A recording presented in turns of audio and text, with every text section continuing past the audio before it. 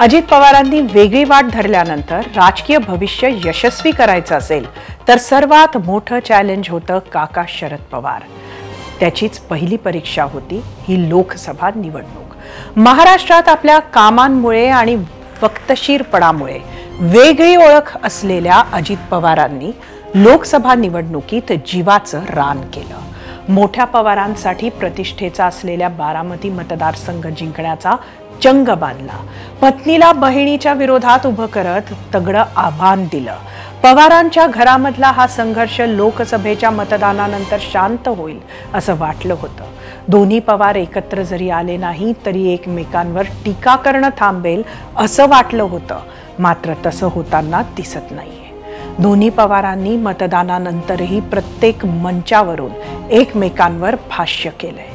एकमेकांवर कुरघोडी करण्याची संधी दोन्ही पवार सोडत नाहीयेत. त्यामुळे लोकसभा निवडणुकीचा शेवटचा टप्पा संपण्याआधीच महाराष्ट्रात विधानसभेचे पडघम वाजू लागलेत.